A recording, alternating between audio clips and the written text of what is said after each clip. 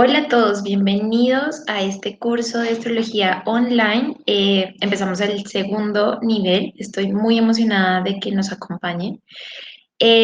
Pues bien, este curso está de alguna forma fundamentado y argumentado desde tradiciones que son esotéricas, por lo cual vamos a usar otras herramientas adicionales. Sin embargo, va a ser un curso completamente de astrología. Es por esto que la recomendación es que las personas ya tengan unas bases sólidas en la astrología para que podamos profundizar en este segundo nivel. Es emocionante para mí inaugurar esto online. De alguna manera, lo que he, he hecho en este nivel es integrar estas sabidurías ancestrales, tradicionales, que nos van a ayudar a comprender mucho mejor los arquetipos sin distorsión. Entonces, ¿cómo empezamos este curso de astrología? Básicamente, cuando nosotros nos sumergimos en el conocimiento de la astrología y cuando empezamos a profundizar un poco más, encontramos múltiples textos, encontramos muchísimos autores, muchísimas publicaciones que nos están hablando de alguna forma, el diagnóstico psicológico, incluso a veces fisiológico, que se presentan de acuerdo a algunas aspectos o algunas situaciones puntuales dentro de la carta natal. La carta natal, como todos saben, es un mapa, es una fotografía del cielo en el momento exacto del nacimiento y esa fotografía del cielo nos está indicando como un mapa de ruta o como de alguna forma una aproximación simbólica a lo que nosotros vamos a venir expresando posteriormente con la construcción de nuestra personalidad y a través de ciertas experiencias.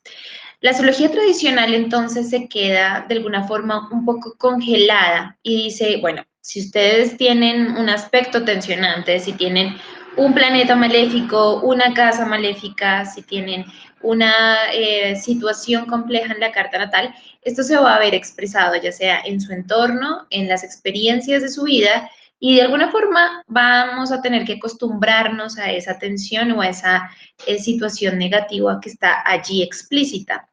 Entonces, la mayoría de nuestra curiosidad queda bastante resuelta con, de hecho, fatalismos o tragedias o teorías argumentadas desde una perspectiva que es la perspectiva predeterminista, la perspectiva, digamos, compleja que tiene que ver con encasillar y adivinar qué es lo que va a suceder de acuerdo a esa carta natal. Pero si vamos un poquito más allá y entendemos realmente de qué se está hablando aquí, estamos hablando de energías. Cuando nosotros logramos comprender que todo lo que está detrás de todo lo que existe es de hecho una manifestación de la energía, esa carta natal deja de ser algo estático, esa carta natal deja de ser algo rígido, algo determinado, algo impuesto, prácticamente deja de ser esa condena con la cual nos hemos venido familiarizando desde la astrología tradicional y empezamos a experimentarla como una oportunidad para comprender qué energía, cómo estoy sintonizando esa energía y desde qué punto de vista me estoy acercando a esos niveles energéticos. Hay infinitos puntos de energía, diferentes niveles de acercamiento a esa energía y eso va a depender exclusivamente de mi conciencia.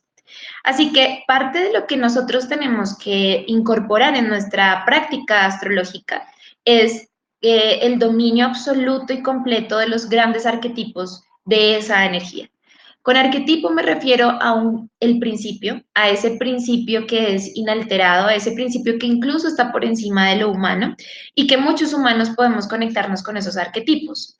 Es muy difícil que un humano se conecte con ese arquetipo puro, con ese arquetipo perfecto, idealista, porque todos nosotros tenemos distorsiones. Las distorsiones van a tener que ver con la cultura en la que nacimos, la familia en la que nacimos, lo que nos dijeron que era correcto, lo que nos dijeron que era incorrecto, todos estos modelos, creencias, estos patrones que empiezan a configurar de manera absolutamente inconsciente y automática una forma de ver la vida. Y cuando nosotros empezamos a experimentar la vida se trata de hecho de reconciliaciones. Así que eso que tú condenabas, eso que tú juzgabas, eso que tú creías que era negativo, la vida te lo pone una y otra vez en un intento para que puedas expandir esa noción, ese juicio o ese sistema de valores y empieces a reconectar con todas las posibilidades que existen aquí y ahora. Entonces, muchos de nosotros aprendimos astrología, por ejemplo, hablando de el signo Tauro, y entonces para acordarnos de qué significaba Tauro, nos acordábamos de la tía Tauro que teníamos, y cuando hablábamos de Escorpio, nos acordábamos del exnovio Escorpio que tuvimos. Pero en realidad, estas personas no están sintonizando de manera pura el arquetipo.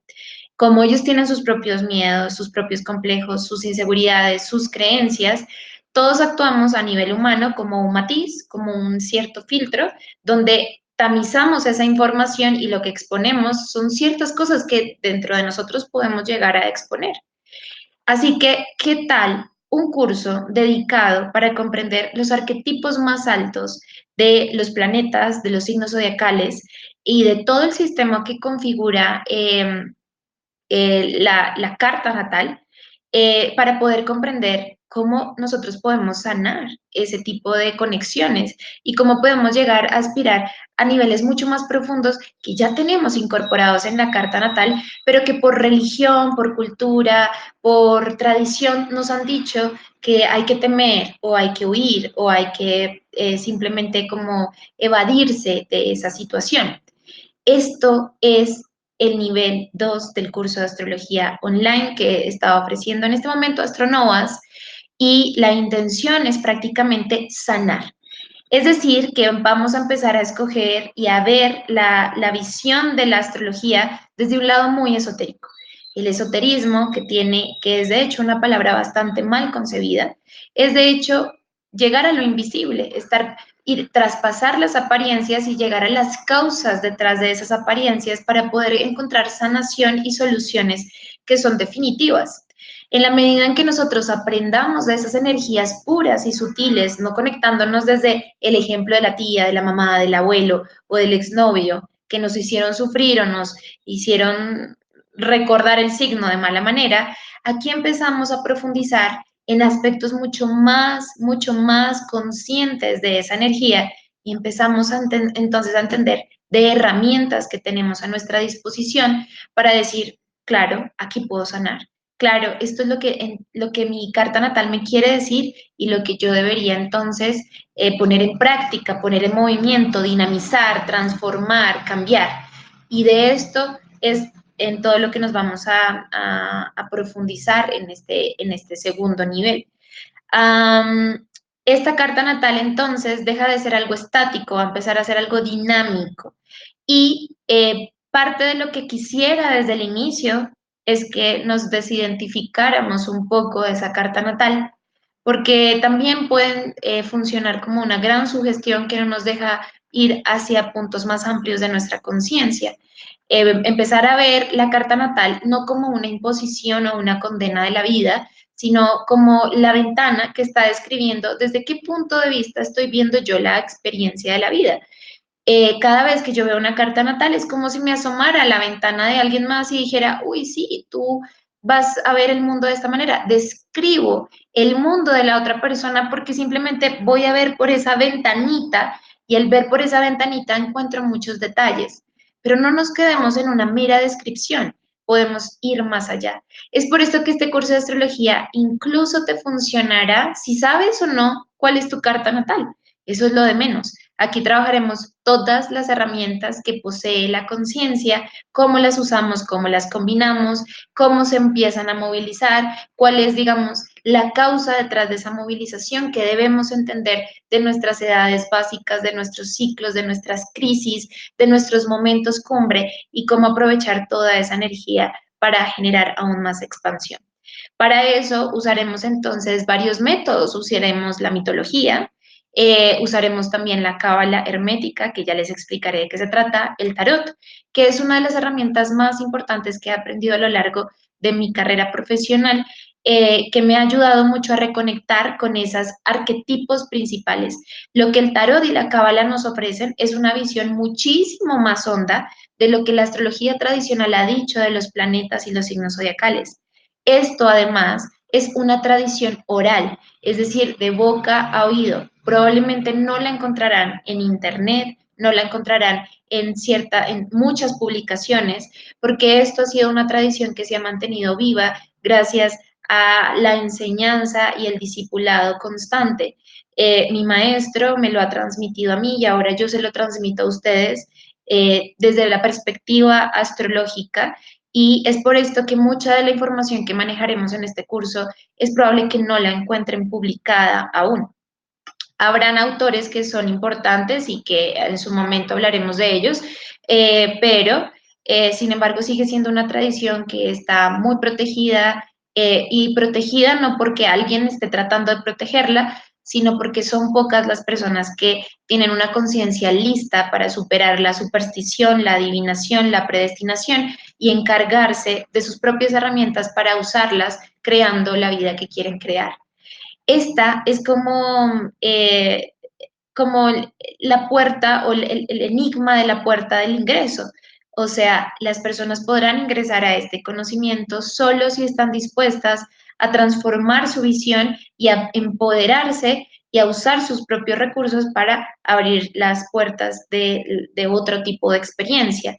Mientras tanto, si nos quedamos desde esa perspectiva de que somos esclavos de el sistema, nuestra familia, la religión, que somos esclavos de lo constituido, de los, incluso de cosas magníficas, bonitas, maravillosas como los ángeles o como Dios, o malas como el Dios, como el diablo o como el Lucifer.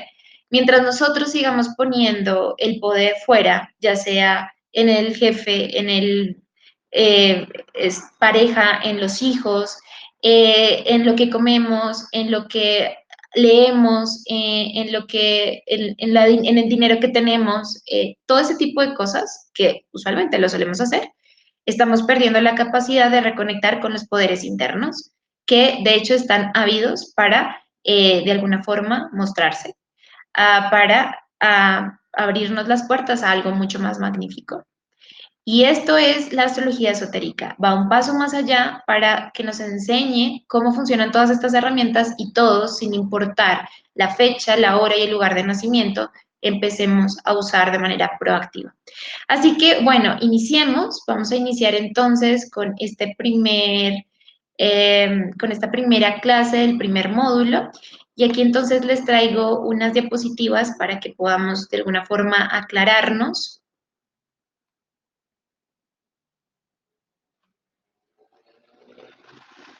Bien, entonces, bienvenidos al curso de astrología nivel 2.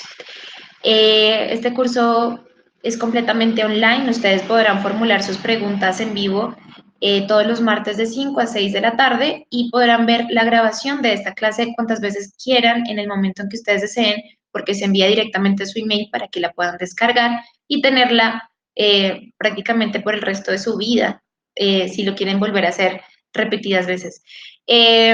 Vamos a profundizar en la astrología esotérica y aquí me detengo de nuevo para decir que el esoterismo es en realidad una corriente de sabiduría que nos invita a ver detrás de las apariencias para reconectarnos con las causas detrás de lo evidente.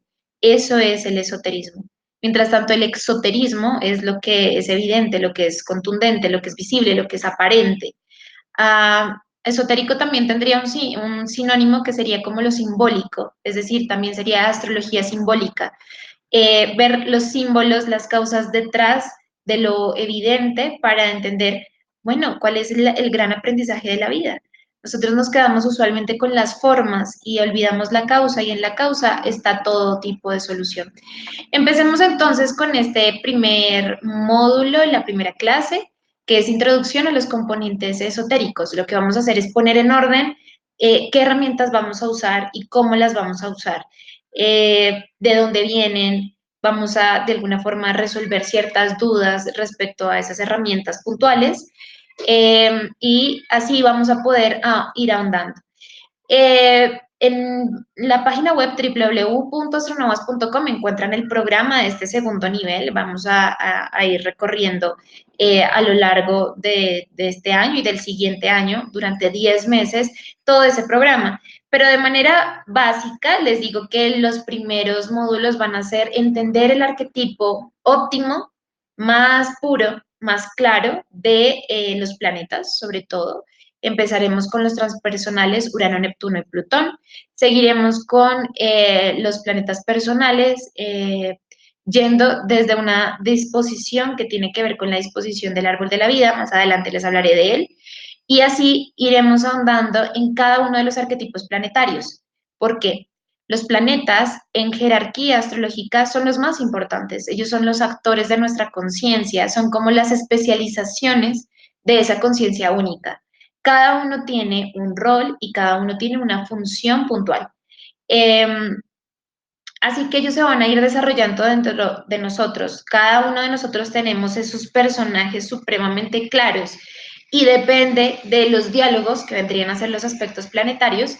Depende de esos diálogos que entablen estos planetas, nosotros vamos a encontrar qué planetas o qué arquetipos están heridos, están por exceso o están por defecto. Qué arquetipos están de alguna forma colisionados por creencias o por experiencias previas que nos interfieren a la hora de acercarnos a una experiencia determinada. Podríamos poner como ejemplo, por ejemplo, el hecho de conectarnos con el placer. En nuestra cultura occidental le tenemos pánico y miedo al placer. De hecho, las conversaciones que giran en torno al placer nos cuestan, hacen parte de lo que es tabú dentro de la sociedad. Esto es porque hemos nacido en una cultura judeocristiana que ha condenado la búsqueda del placer.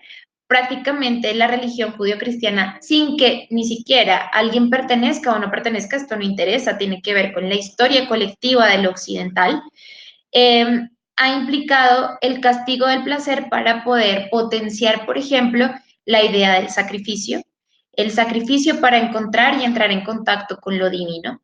Si bien esto fue muy importante en las primeras épocas de que se instauró la religión para crear un poco más de control, para crear un poco más de educación, de dominio ante una sociedad que estaba realmente polarizada y excesivamente arquetipizada por Marte, planeta de la guerra, de la confrontación, de la reacción, de lo instintivo. Parte de lo que viene a ser la religión es, bueno, calmemos esto porque si seguimos así nos vamos a matar todos con todos y no va a sobrevivir y no va a quedar nada. La religión entra entonces como una parte fundamental de la evolución humana, que es las personas que siguen conectadas con lo instintivo, algo, una especie de idea que de alguna forma, actuando desde niveles subconscientes, permite el orden de la personalidad. Entonces, crean unas reglas que son divinas, ¿no? Un código de comportamiento que unos mandamientos que ajustándonos a eso podemos entonces, así sea por imposición de algo aparentemente externo, generar un orden y un control. Pero esto se dilató por muchísimo tiempo y nosotros somos hijos y resultado de esas creencias del pasado, porque eso está sembrado en el inconsciente colectivo. Así que a la hora de acercarnos al placer sentimos miedo. El principal miedo tiene que ver con que es algo absolutamente desconocido. Y el placer no es tan sencillo. Había una escuela antigua griega, los epicúreos, que hablaban sobre el placer y tenían un código para el placer.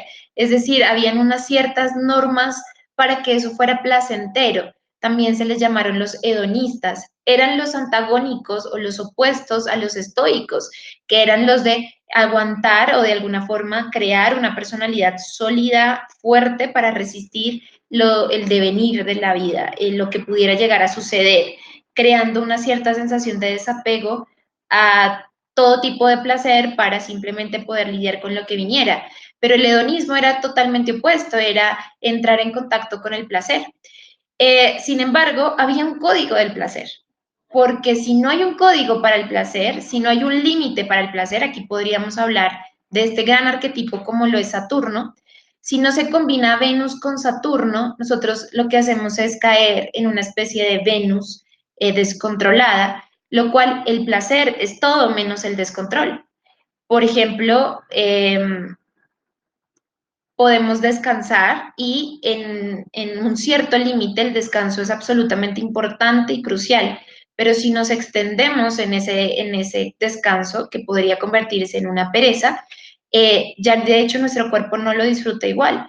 Va a sentir la tensión en el cuerpo, en la espalda, en la cabeza, porque ya fue demasiado. El placer, de hecho, no son excesos, es un sabio control del centro y ese sabio control que tiene que ver con la administración es lo que nos va a permitir explorar positivamente el arquetipo. Pero muchos de nosotros no nos hemos dado el permiso de explorarlo, principalmente porque nos sentimos culpables. Ese tipo de cosas generan dificultades en nuestras vidas. Empezamos entonces a sintomatizar a través de lo psicológico. Entonces, por ejemplo, no puedo descansar, no puedo parar, no puedo desconectarme de mi trabajo, no puedo estar presente, no puedo vivir una experiencia. Esos son típicos síntomas psicológicos cuando Venus no está de alguna forma sana en nuestra personalidad. Eh, Tenemos miedo de bajar la revolución porque sentimos que no vamos a lograr lo que queremos, tenemos un problema de autoestima, un problema de valor, sentimos que no valemos por lo que somos, sino por lo que hacemos o lo que tenemos. Todo este tipo de cosas son de alguna forma distorsiones de ese arquetipo y se empiezan a manifestar a través de lo psicológico. Pero si eso psicológico no invita a la persona a encontrar una solución a la búsqueda de algo más, entonces se empieza a expresar a través de lo fisiológico. Son muchas las mujeres que tienen enfermedades de su aparato reproductor femenino. El útero es un órgano puramente venusino porque es un órgano creativo, es un órgano que da vida y Venus es un planeta creativo. Eh, es bastante el promedio de las personas que tienen problemas con su útero o con sus ovarios o con todos sus órganos reproductivos. Eh, que indican un poco esa incapacidad que tenemos de gozarnos el fluir de lo femenino a través de la creación. Todo ese tipo de cosas, las enfermedades también que podrían ser incluso sexuales, esto tiene más que ver con el tabú que está muy guardado en nuestro inconsciente que incluso con el mismo arquetipo de Venus. Y parte de la solución es aprender de Venus. Y es para esto el nivel 2, aprender de Venus a su profundidad, qué es lo que ella nos quiere enseñar, porque tenemos miedo de entrar en su contacto si lo que nos trae es absoluto expansión y sabiduría. Entonces, en la medida en que nosotros empecemos a usar herramientas que nos aproximen a lo que verdaderamente sí significa eso, empezamos a sanar tanto prejuicio, tanto paradigma, tanta aversión, que es más bien sistemática. Es por esto que esto hace parte del ocultismo, porque al sistema no le interesa que tú alcances este grado de libertad. Alcanzar este grado de libertad donde tú dominas tus herramientas y nadie más las domina por ti, implica que tú ya no eres preso del inconsciente colectivo, ya no estás preso de la información masiva de los medios de comunicación, ya no te sientes cohibido, limitado, restringido por lo que llegue a suceder por fuera de ti. Siempre tu poder lo vuelves a llevar dentro de ti. Y ahí es donde ocurre realmente la magia. Empecemos entonces con la primera herramienta que vamos a usar a lo largo de este curso, que es la cábala hermética. Si bien la cábala está bastante popularizada, la cábala con K, ¿sí? La cábala con K es digamos, un método que tiene que ver con el nivel esotérico, profundo, oculto del judaísmo. Y más o menos hace un tiempo, la cábala con K, que realmente es un movimiento muy liderado y muy apoyado por la familia Berg, lo que hacen es abrir este contenido de lo esotérico del judaísmo y compartirlo con personas que no comparten la religión judaica, que no son judíos, pero que a la vez podrían extraer conocimiento de esta tradición esotérica. Esa cábala no es la que vamos a trabajar en este curso, ¿no? Va a ser otro tipo de cábala. Esta cábala con Q, que aquí lo ven en esta diapositiva. Esta cábala hermética está muy asociado a Hermes. Hermes, el dios Mercurio de las tradiciones antiguas, y todo lo hermético tiene un fundamento y un nacimiento muy profundo de las tradiciones antiguas egipcias y caldeas.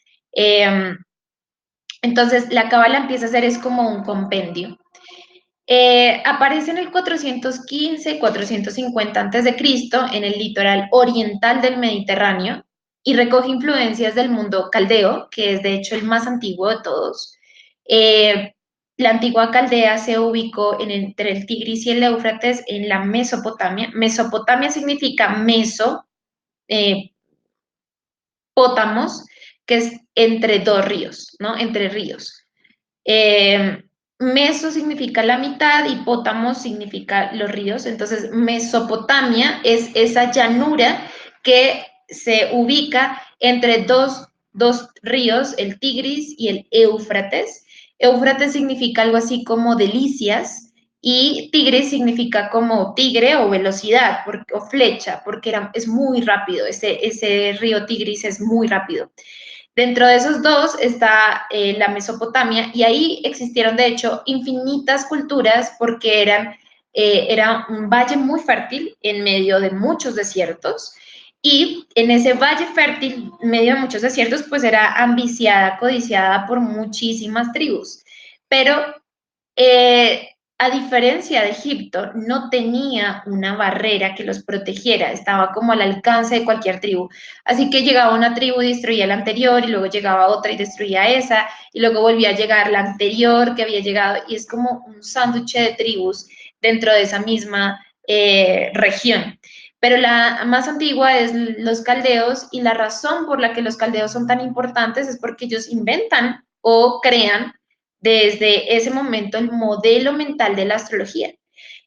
Como el valle es tan fértil, como hay tanta abundancia, Éufrates significa las delicias, era el jardín de las delicias, el jardín del Edén, todo eso está hablando de esa antigua Mesopotamia. Eh, digamos que las tribus por fin dejan de nomadear, de atacar y defender, de cazar y se establecen generando la agricultura. La agricultura es de extrema importancia en la historia de la humanidad porque la agricultura permitió al ser humano quedarse en un solo lugar. Y cuando se quedó en un solo lugar y tuvo el alimento necesario para sobrevivir, lo que hizo fue mirar a los cielos. Cuando miró a los cielos, descubrió un orden que era de alguna forma idílico. Empezaron a observar y era como la televisión por cable de nuestros momentos, el cielo en ese tiempo histórico, y en esas observaciones, con sus cálculos bastante avanzados, estas personas empiezan a generar un sistema que empieza a fundamentarse alrededor de los cielos. Ven los cielos y ven un orden que no veían acá en la Tierra. Así que los cielos empiezan a ser como ese prototipo de evolución, como esa expectativa para generar un poco más crecimiento y transformación interna. Sin duda alguna, este mecanismo que se instaura desde esos momentos, podríamos decir, de hecho los caldeos existen hace 4.500 años antes de Cristo, es decir, son mucho más antiguos que de hecho la cábala como tal, porque la cábala es una herramienta que reúne y que tiene origen al 400, más o menos 400 antes de Cristo. Pero los caldeos son mucho más antiguos y gracias a esa observación, los humanos empiezan a sentir cómo aspectos internos de ellos se conmueven con aspectos externos. Realmente creo que la peor concepción de la astrología es creer que hay un planeta que en cierta posición nos está afectando, nos está dañando o nos quiere generar algún mal o nos quiere generar alguna crisis y hasta que ese planeta no se le dé la gana de quitarse no vamos a poder hacer nada con nuestra vida. Eso no es así, el planeta no sabe que existimos, es como si ustedes supieran cuántas células tiene su cuerpo y cómo se llama cada una de sus células y la vida que tiene cada una de sus células y cuándo muere cada célula y cuándo nace cada célula. Es improbable. En realidad, la relación estrecha tiene que ver tanto más con nosotros, de nosotros hacia ellos, hacia esos cuerpos que tienen su alma, que tienen su espíritu, que de hecho traspasa su cuerpo físico, que sería el planeta, y al traspasarlo, nosotros empezamos a sentir cómo esa energía nos conmueve y nos llama a explorar aspectos más altos de nosotros mismos. Y desde ahí queda instaurada la astrología. Es decir, que esta cábala, al instaurar y al recoger y cobijar la tradición caldea, está recogiendo sí o sí la astrología. También va a recoger aspectos del mundo fenicio, y los fenicios son muy interesantes porque ellos eran los comerciantes del Mediterráneo en épocas antiguas, así que ellos tienen algo que otras culturas no tienen, y es la capacidad de crear un lenguaje que sea fácil de enseñar, de asimilar para poderse comunicar. Los hebreos también están dentro de esta cábala hermética, sobre todo los hebreos, por supuesto, los antiguos judíos. La cábala sí tiene mucho de judía, de ese mundo hebreo, y los hebreos generan como una tradición oculta de autoconocimiento, pero los fenicios son los que van a crear el abecedario, por ejemplo. Ellos son los que van a recoger toda esa información y van a crear el abecedario, porque crear el abecedario les permite, de hecho, conectar con otras culturas. Los fenicios le deben su nombre, de hecho es un nombre griego. Fenicios viene de la tinta de un caracol que ellos exportaban, porque era una tinta que no se borraba. Y en esa antigüedad, cuando el papiro era tan importante, digamos que la tinta de ese caracol no se borraba, así que digamos que era una tinta muy exótica, muy costosa, pero también muy útil para escribir, y los fenicios comerciaban con eso. Los fenicios le deben su nombre justamente a ese caracolito que creaba esa tinta que, no, que era más bien indeleble. También entra el mundo egipcio, que de hecho es uno de los mundos más antiguos, que tiene probablemente la misma temporalidad, son contemporáneos del mundo caldeo, pero a diferencia de los caldeos, de las personas que se arraigan en la Mesopotamia, los egipcios estaban en Egipto alrededor del río Nilo y tenían una protección natural que era el desierto. Por ende, no tenían tantas invasiones eh, como si lo tuvo esa meseta de la Mesopotamia. Esto les dio además una sensación de eternidad, un carácter de que realmente la muerte era algo mucho más simbólico y hermoso que lo que otras culturas pensaban, principalmente porque nunca tuvieron que estar sometidos frecuentemente a invasiones violentas y a complicaciones por robar el territorio.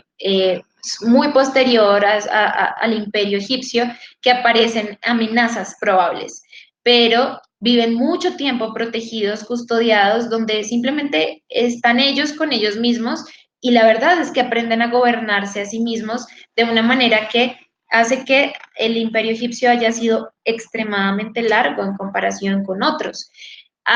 En tradiciones esotéricas hablan de que Egipto tiene eh, una, una historia mucho más antigua de lo que dicen los libros. De hecho, se han hecho pruebas geológicas donde una de las primeras pirámides que existen en Egipto, les han hecho como unos estudios geológicos y han encontrado partículas de agua en su estructura, lo cual es absolutamente loco porque en Egipto no llueve hace 10.000 años antes de Cristo. No hay agua, lo cual nos indica que probablemente el inicio hubo como una civilización proto-egipcia, que fue de hecho la civilización más fuerte, más importante y más sabia, que de alguna forma algunas teorías dicen, sobre todo la esotérica, son los que traen el modelo de pirámides, son los que traen el modelo de construcción y sobre todo el modelo del esoterismo y del ocultismo, que posteriormente va a quedar guardada en la humanidad y nos va a permitir acceder a nuestros propios poderes internos. Los griegos también van a ser una tradición importante en la Cábala, junto con la tradición latina, es decir, la romana. Por eso vamos a hablar mucho de mitología griega y romana, pero ya son un poco más posteriores que los caldeos, los egipcios, luego los hebreos y fenicios, y vendrían ya los más nuevecillos, que serían los griegos, y luego, por último, los romanos. La cábala hermética, entonces, es el compendio de todas estas sabidurías. ¿Y por qué? Estas sabidurías dan origen a el mundo del occidental. Occidente debe su existencia a estas culturas. Nosotros, Occidente, tenemos impregnado esta cultura, sepámoslo o no. Las tradiciones orientales están más ligadas a India, a China y a todas estas, Japón, tradiciones que además fueron muy importantes y tienen un grado de magia, misticismo y de ocultismo también muy superior. Pero nosotros los occidentales tenemos mucha más capacidad de entender este sistema.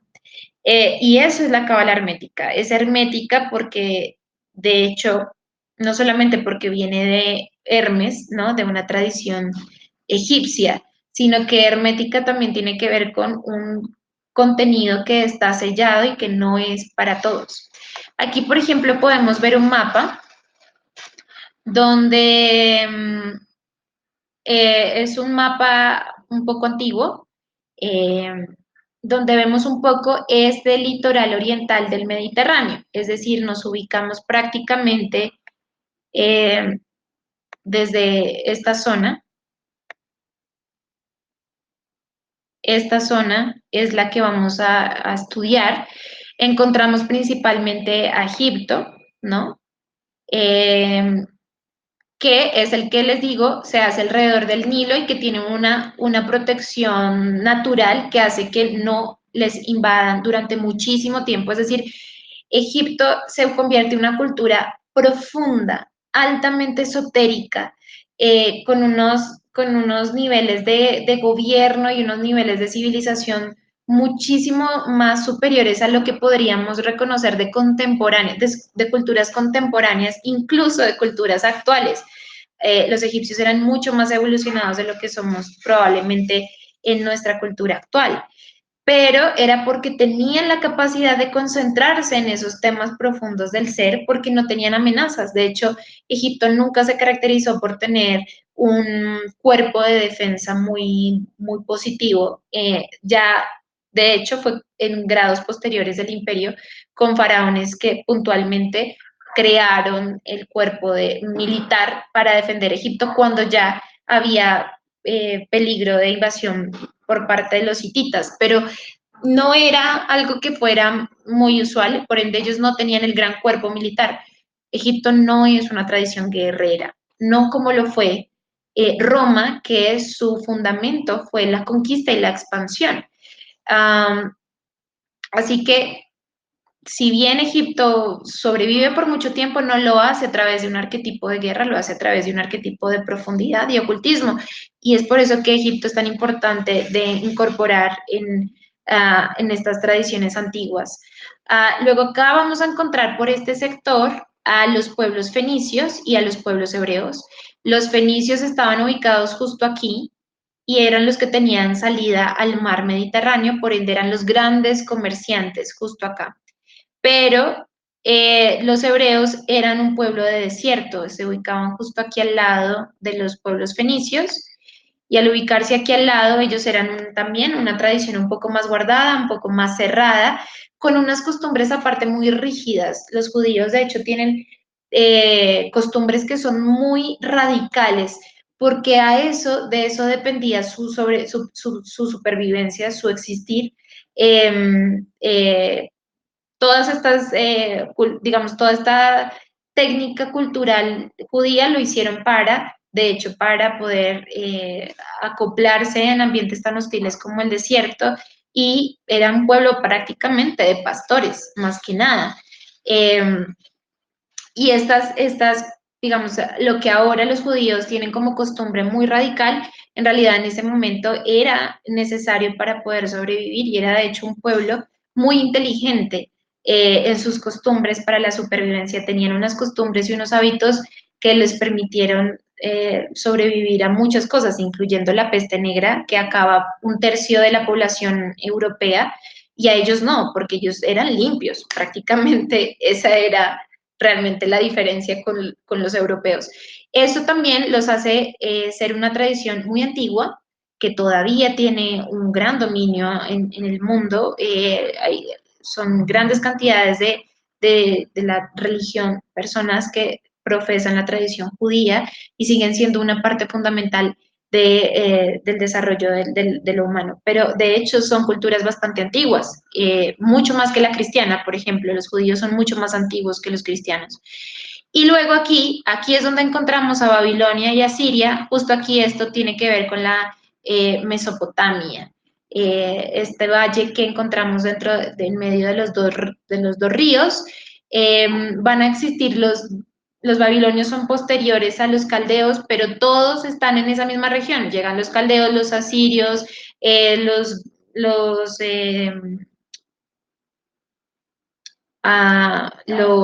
bueno, se me acaba de escapar el nombre, pero toda esta tradición que converge acá y son muchas tribus que tratan como de quitarse la zona. Esto es lo que conocemos como el Jardín del Edén o el Jardín de las Delicias, porque realmente en medio de todo el desierto, esto era simplemente un espectáculo. Aquí encontramos parte de lo que es Irak.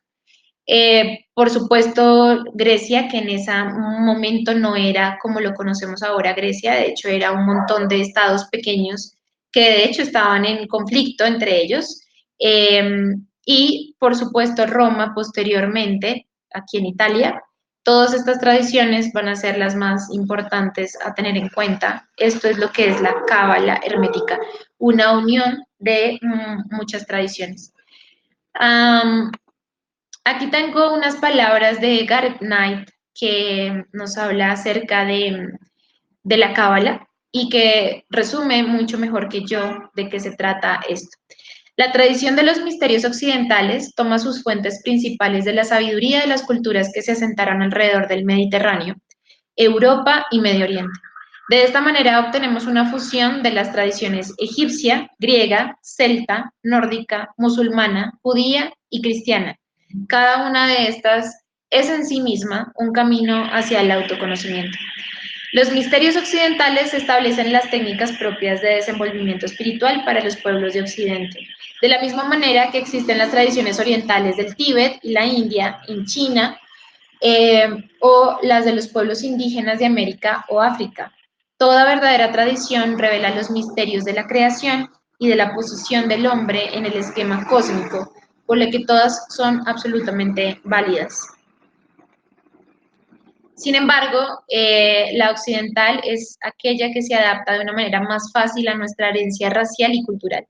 Lastimosamente hemos perdido, por lo menos como colombianos, la tradición de América y de África, prácticamente por el exterminio de la conquista española, y nos cuesta mucho crear una identificación. Es mucho más fuerte en países como Perú o como Bolivia, pero no en el resto de América. También México tiene una fuerte influencia de estos pueblos indígenas. Nosotros somos herencia de lo europeo, ¿no? Los argentinos, los colombianos, los brasileros, somos más europeos que nada, es decir, mucho más de la tradición occidental. Y la tradición occidental nace de estos pueblos que estamos mencionando justo acá. Bueno, Gareth Knight continúa diciendo la palabra cábala, aquí me voy moviendo, la palabra hebrea cábala significa tradición o transmisión de boca a oído. Esta forma siempre se ha considerado la más adecuada, ya que permite hasta cierto grado comunicar el sentido de las cosas o aclarar los conceptos personalmente con quien los transmite. Por otra parte, la palabra escrita nos impide cuestionar directamente al autor y es necesario remitirnos a interpretaciones de aquellos que son iniciados en el tema, lo cual muchas veces no es posible. Entonces, como les decía, parte de todo lo que aprenderemos en este curso ha sido de la tradición que se ha transmitido a través de boca a oído y probablemente no encuentren mucha de esta información en Internet. justamente por eso, porque sigue siendo algo cabalístico. Bueno, de la cábala se despliega una herramienta que vamos a usar, que es el alfabeto hebreo. El alfabeto hebreo, de alguna forma, es el inicio de una ordenación del lenguaje. Eh, digamos que históricamente los primeros que tienen como la potestad de la escritura tiene que ver con justamente con los caldeos, los sumerios, esa era la palabra que tenía. Los sumerios, la antigua tradición sumeria, que es la que empieza a escribir en tablillas cuneiformes, y se llama cuneiforme porque son cuñitas lo que empiezan a escribir como patitas de gallo, que se encuentran, de hecho, en las ciudades del Medio Oriente, y esas tablillas todavía existen, es decir, ahí es que se descubrió que es como la primera cultura que establece como tal un lenguaje. Pero posteriormente los hebreos van a construir un alfabeto que posteriormente, un alfabeto que posteriormente los fenicios convertirán en abecedario para que sea mucho más fácil aprender y para que se pueda comerciar, ¿no? Y prácticamente todos los puertos del Mediterráneo conocían el abecedario fenicio porque eso era lo que les permitía comprar y vender. Así que los fenicios al final terminan cumpliendo una labor muy importante, que es la de transmitir, llevar, desplegar, digamos, sí, como transmitir y llevar a otros lugares el conocimiento del hebreo, porque ellos eran vecinos de los hebreos. El alfabeto hebreo son 22 letras, cada letra simboliza una gran cantidad de cosas. Estas 22 letras, que son el número de elementos con los que podemos comprender lo divino. Es decir, estas 22 letras explican la totalidad de lo divino. De alguna forma, en el esoterismo hebreo, esas 22 letras están hablándome de la expresión de 22 arquetipos de lo divino. Y si yo me aprendo cada cosa en profundidad, cada letra, entenderé partes de lo divino que no entiendo a simple vista, ante lo aparente. Ahora, la pregunta sería, ¿por qué 22 letras, cierto? Aquí tenemos un problema que ha, de alguna manera, desestabilizado a los científicos de todas las épocas, y es cómo medir el perímetro de un círculo.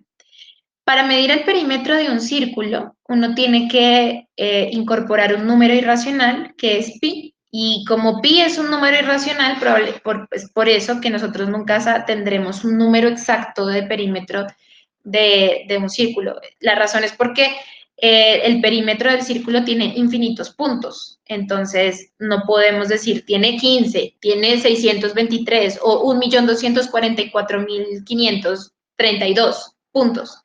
Es infinito, está considerando a pi, que es el número irracional, y por ende no es cognoscible. Así que al plantearse este problema, los antiguos dicen, wow, el círculo es como un buen símil de lo divino, porque es incognoscible, es un polígono de infinitos números de lados, y por más de que tratemos de medirlo, de mirar aquí, de mirar allá, de coger, no es posible medirlo, sigue siendo parte de lo irracional. Y curiosamente este círculo, cuando lo trazamos, ¿no? Cuando trazamos una diagonal desde cualquier punto y cogemos el punto opuesto, marcamos un diámetro, es decir, si cogemos esa línea que coja un punto, pase por el centro y coja otro punto de la periferia, vamos a tener un diámetro. Y estos antiguos decían, y el diámetro, al contrario del perímetro del círculo, es lo humano porque es lo conocido, es lo medible. Yo me puedo medir a mí, yo puedo decir quién soy yo, hasta dónde voy, mis límites, pero de lo divino es completamente improbable. Así que de ahí extraen de alguna forma una manera de aproximarse a lo divino a través de una tradición, a través de una fórmula geométrica. La geometría va a ser indispensable y fundamental en la tradición esotérica. Tiene muchos contenidos ocultos la geometría. Piensen que el antiguo Pitágoras va a Egipto a aprender todo lo que luego va a enseñar en su escuela en Grecia. Y la base típica de su conocimiento está basada en la geometría. Entonces, aquí tenemos al lado una fórmula que es para conocer un lado del círculo, lo que vamos a hacer es multiplicar 2 por pi por radio, lo cual nos daría lo mismo que pi por diámetro, porque el radio es la mitad del segmento del diámetro. Entonces, el doble del segmento del diámetro del radio, perdón, nos daría el diámetro. Es decir, lado igual a pi por diámetro es lo mismo que el lado igual a 2 pi por radio. Lo que yo quiero entonces es saber el valor del lado. Así que yo empiezo a despejar y digo, bueno, conozco el número pi, yo empiezo a despejar y lo que hago es mandar el diámetro, el lado sobre el diámetro igual a pi. Eso es de alguna forma despejar. Mando diámetro hacia abajo, hacia el lado, por debajo del lado, y eso me va a dar pi. Es decir, que esa misma fórmula es igual a decir pi igual al lado sobre diámetro. Y los antiguos empiezan a decir, cuando ponemos 22 sobre 7, nos da 3,1428. Y ese 3,1428 está muy cerca al número de pi, que es 3,1416. Aquí me equivoqué, es 3,1416, no 3,1716. Entonces, estos antiguos dicen, eureka, acá hay algo importante, porque si nosotros tratamos de acercarnos a través de números enteros, de números definidos, el 22 es un número muy cercano para poder llegar a la explicación de lo divino, para llegar a entender el lado. O sea, yo puedo decir que el lado de un círculo es 22 y el perímetro, el diámetro es 7, y ahí yo construyo una relación de 7, 22. Y empieza a surgir el alfabeto hebreo, que son 22 letras, 22 letras.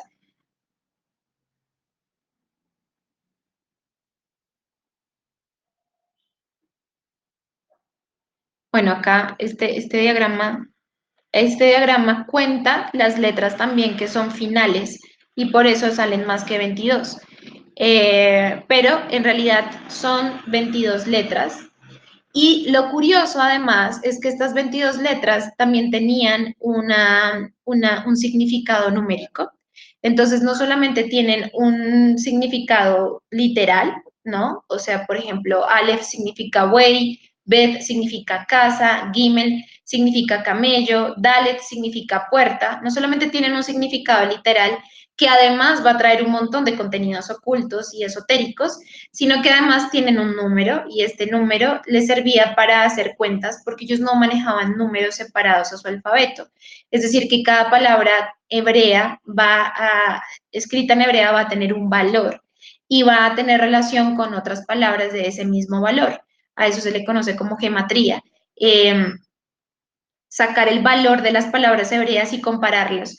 Estas palabras además se pueden comparar con las palabras griegas y latinas porque son la misma fuente, es decir, es la misma madre las parió a las dos, digo a las tres, a todas estas culturas. Entonces, se pueden comparar y de esa forma podemos entender muy bien qué estaban diciendo y qué tratan de decir de rasgos más profundos. Listo. Hay otra herramienta que también aparece de la cábala hermética, que es el árbol de la vida. Todo esto lo usaremos a lo largo de todo este curso, ¿no? El árbol de la vida es de origen caldeo, es un modelo para comprender cómo la luz se vuelve explícita. El árbol de la vida muestra las facetas de la conciencia o la luz. Tú y tu mundo existen solo dentro de esa conciencia. Entonces, el árbol de la vida es un despliegue de esa energía única que empieza a hablarnos de la manera en que se expresa. Aquí encontramos un árbol de la vida antiguo, un diagrama de ese árbol de la vida antiguo, que es de hecho una ilustración eh, antigua cuando empieza como a publicarse tratados de este tipo. Y Gareth Knight nos dice, el símbolo principal de la cábala es conocido como el diagrama del árbol de la vida. En él se colocan los 32 senderos de sabiduría con los que Dios creó el universo. Estos senderos están manifestados como 10 numeraciones, que son los sefirot, y las 22 letras del alfabeto hebreo.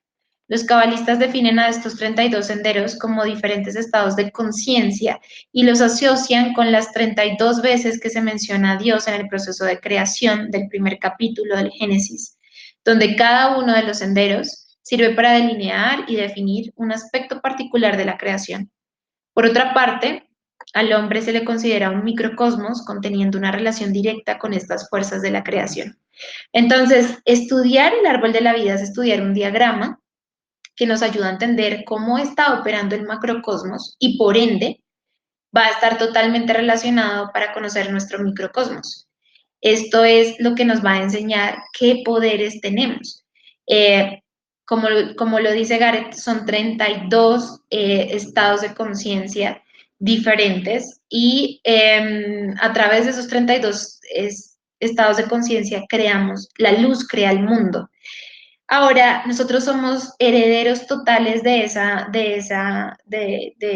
árbol de la vida en un aspecto más microcósmico y comprender esto nos ayudaría entonces a crear la vida que nosotros deseamos, porque empezamos entonces a sintonizarnos con los poderes que nos van a permitir crear la experiencia de la vida.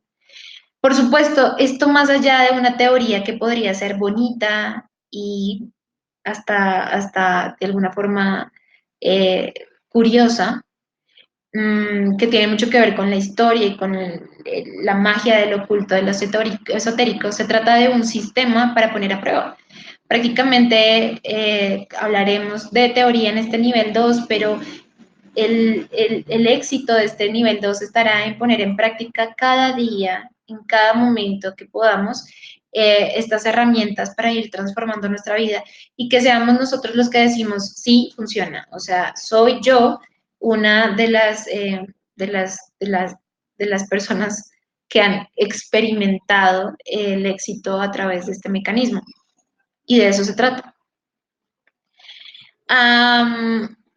Nosotros empezaremos entonces también en este módulo por el árbol de la vida, porque aquí entraremos en una relación muy profunda con todos los símbolos que son planetarios y que también tienen que ver con lo que aprenderemos del alfabeto y del tarot. Así que nos faltaría esta otra herramienta que es el tarot. Aparece, según algunas teorías, hacia el 1200 después de Cristo. El tarot es una herramienta esotérica diseñada para preservar la sabiduría y para que sin distinción de lengua pueda llegar a impactar el subconsciente. Este sería el tabló general del tarot. Y bueno, aquí pasan muchas cosas interesantes.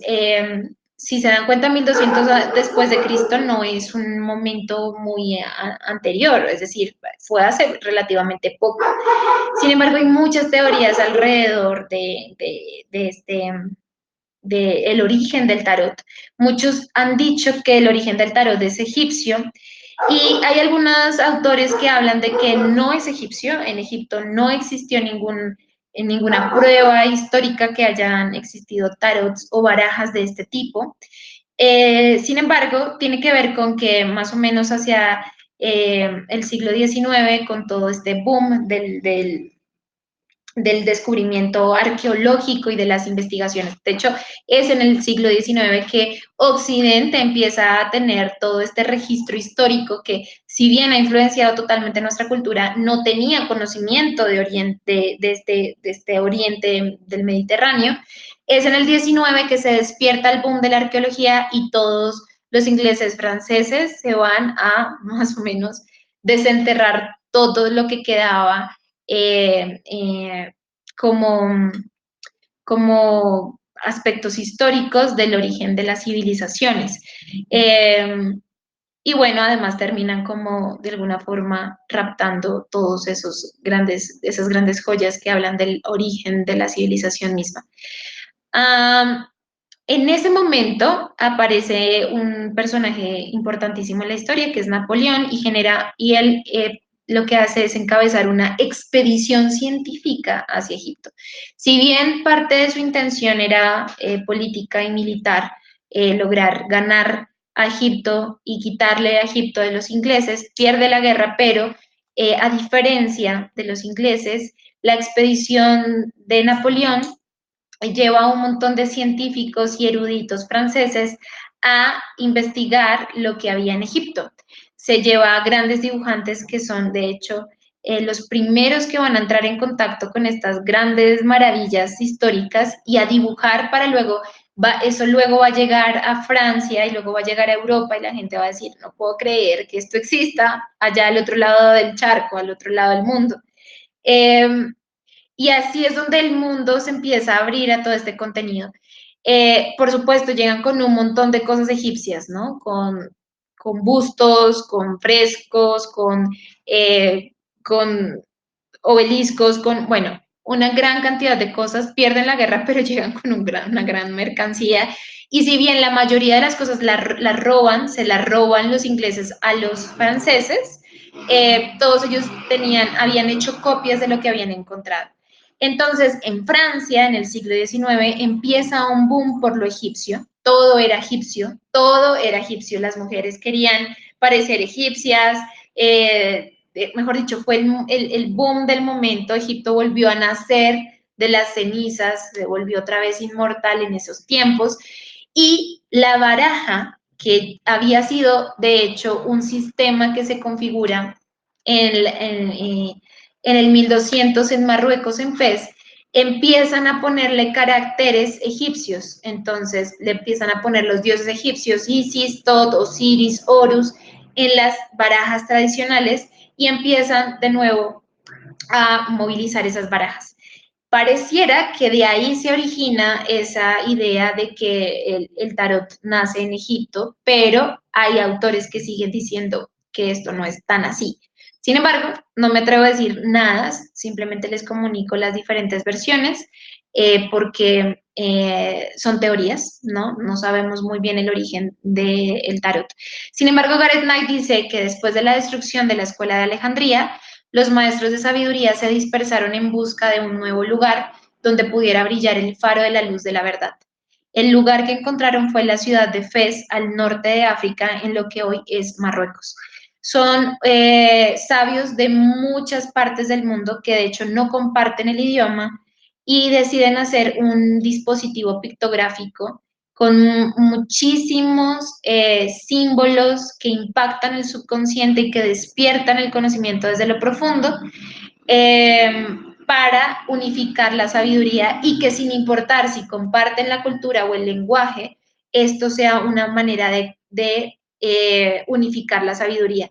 Pero además son demasiado inteligentes y generan un juego de barajas para proteger esta tradición esotérica oculta. Nosotros, la mayoría de nosotros conocemos el tarot como baraja adivinatoria o como método de diagnóstico, pero somos aún más pocos y, por decir, prácticamente ninguno de nosotros conocemos a profundidad el aspecto simbólico, esotérico detrás del tarot, ¿sí? Este curso irá más hacia lo simbólico, esotérico del tarot, no tanto como una herramienta de predicción. De hecho, hay muchos cursos donde ustedes podrán aprender a utilizar las barajas como método diagnóstico del subconsciente.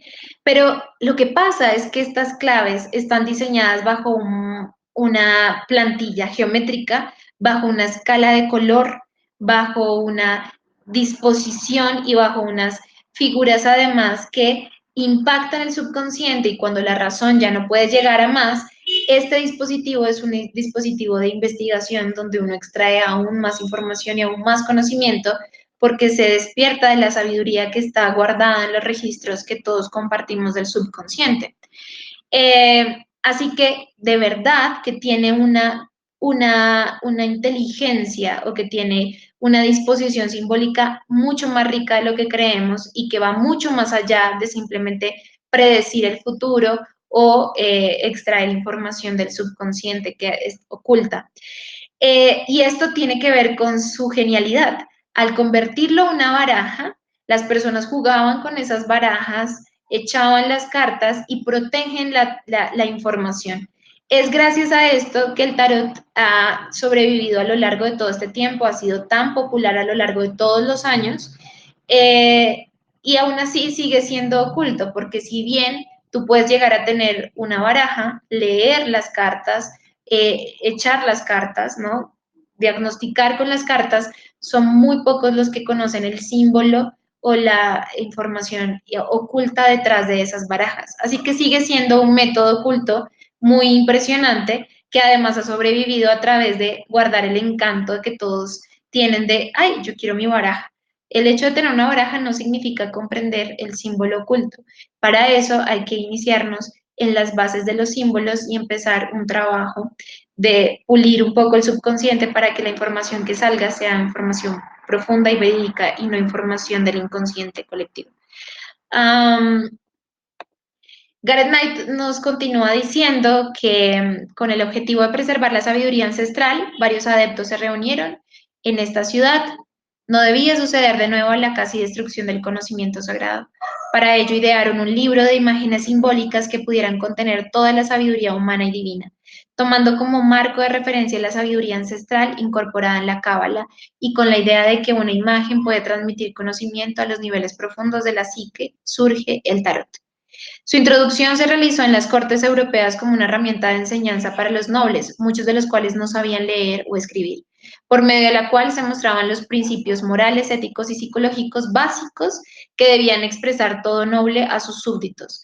De esta manera encontramos títulos de las cortes para las cartas del tarot como el emperador, la emperatriz, el rey, la reina, el bufón, el paje, el caballero, el papa, y títulos asociados con virtudes morales como la justicia, la temperancia, la fuerza y el amor, que serían los amantes. Entonces, parte también de comprender históricamente la tradición del medioevo nos ayuda mucho a entender este tipo de tarot que vamos a profundizar en este nivel de la astrología. Vamos a usar el tarot de Paul Foster Case, porque es uno de los tarots más, de alguna forma, más leales y que guarda muchísima empatía con la tradición ancestral. El primero que se conoce como de los actuales, que tiene como un gran compendio de lo simbólico, es el tarot de del Marsellesa. También el tarot de Rider es muy efectivo y también tiene unos grandes componentes simbólicos. Usaremos el de Paul Foster Case, que es este justamente que está acá, para hacer las asociaciones necesarias a los arquetipos planetarios y de los simbólicos de los signos zodiacales. Pero ustedes, por supuesto, podrán abrirse a otro tipo de tarots y empezar esa investigación por ustedes mismos, porque ciertas personalidades se adecuan mejor con otros. Sin embargo, este es uno de los tarots que más guarda lealtad al símbolo. Hay unos tarots que son más del autor mismo que del mismo símbolo ancestral. Como por ejemplo el tarot de Jodorowsky o el tarot de Osho, son más imágenes que ellos usan y que expresan a través, como un libro de ellos mismos, hablan de ciertas cosas que quieren, de ciertos principios de los cuales quieren hablar, pero esto sí es muy leal a la tradición ancestral y guarda proporciones geométricas, de color, de sintonía, de distribución, que son muy importantes para comprender cómo se moviliza la conciencia. Entonces, acabamos esta clase hablando de la astrología esotérica. ¿Cómo vamos a usar esto? Pues son 22 letras hebreas, son 22 los arcanos mayores, que vendrían a ser la suma de los 12 signos zodiacales más 10 planetas. 12 más 10 nos dan los 22. Luego en el árbol de la vida vamos a encontrar los 32 senderos de sabiduría, que son las 32 estados de conciencia, que también se les llaman las inteligencias. Estos 32 senderos de sabiduría tienen que ver con las 22 letras hebreas, los 22 arcanos mayores, que vendrían a ser planetas y signos, más las 10 esferas. Y las 10 esferas representan los 10 arquetipos máximos de los planetas. Es decir, que este curso lo empezaremos hablando de esas 10 esferas. Profundizaremos en esas 10 esferas porque queremos hablar de los arquetipos máximos de los planetas. No hablaremos de los 32 senderos de sabiduría porque sería un curso de árbol de la vida, pero sí hablaremos del arquetipo planetario gracias a ese árbol de la vida. Y luego a cada planeta le pondremos su clave, su letra hebrea, posteriormente seguiremos con los signos zodiacales, utilizaremos también la mitología como los 12 trabajos de Hércules. Los decanatos también van a ser importantes aquí para detectar esa energía más pulida y significativa de los 12 signos del zodiaco. Pero esto es tan solo el inicio, porque lo que haremos es usar casos reales, casos de la vida real, de tensiones en cartas natales y cómo aplicar esto de que aprenderemos de los arquetipos para crear soluciones en consulta o en tu vida personal. Esa es la idea de este nivel, así que es muy práctico. Hablaremos de las grandes crisis de la vida, de los tránsitos y cómo salir adelante, cuál es la causa detrás de todo ello. Y utilizaremos todo esto. Tal vez estos primeros módulos son los más importantes porque nos conectaremos con el funcionamiento de la conciencia.